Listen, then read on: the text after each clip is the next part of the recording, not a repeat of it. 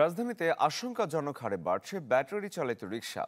দখল করে রাখছে শহরের গুরুত্বপূর্ণ সব সড়ক। অবাধ এসব চলাচলে বাড়ছে যানজট। এছাড়া নিয়ন্ত্রণহীন গতির কারণে প্রায় ঘটছে দুর্ঘটনা। বিস্তারিত রৌনক মাহমুদ সৌরভের রিপোর্টে, ক্যামেরায় ছিলেন আলমগীর হোসেন।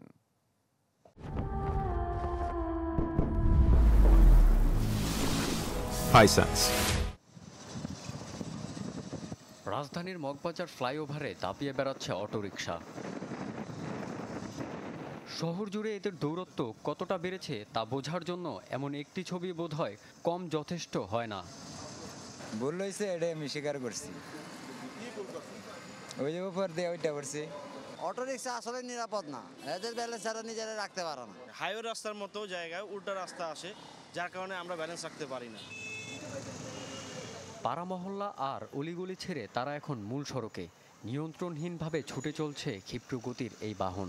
দুর্ঘটনার ঝুঁকি তো বটেই, তৈরি হচ্ছে বাড়তি যানজট। ফ্লাইওভারের উপর দিয়ে অটো যায়, কেউ কিছু বলার নাই, কেউ কিছু বলে না, যেভাবে খুশি চলতেছে। মহাসড়কে ওটা ঠিক না, যেটা আমার ভুল হয়েছে। যাত্রী তো ঢাকা শহরে চিনে না কিছু, ওই কারণে জায়গা মতো পৌঁছা দিতে নিতেছি। আমার গিয়ে একা সবটিতে বন্ধ করতে হবে, সবগুলো বন্ধ করেন। একটা সিস্টেম আনতে হবে, তাদের ব্রেক নাই, তাদের কোনো কিছু নাই। এভাবে কি চলা যায় রাস্তাঘাটে? রাস্তায় তো পার হওয়া যায় না ভাই। ব্যাটারি চালিত রিকশার কাছে যেন অসহায় ট্রাফিক পুলিশ। হাইকোর্ট থেকে একাধিকবার নির্দেশনা দেওয়া হলেও তা বাস্তবায়ন হয়নি। ফলে হরহামেশাই দুর্ঘটনার শিকার হচ্ছেন মানুষ। যাত্রী কল্যাণ সমিতির প্রতিবেদন বলছে, গেল এক বছরে সড়ক দুর্ঘটনার 13% দায়ী ব্যাটারি চালিত রিকশা।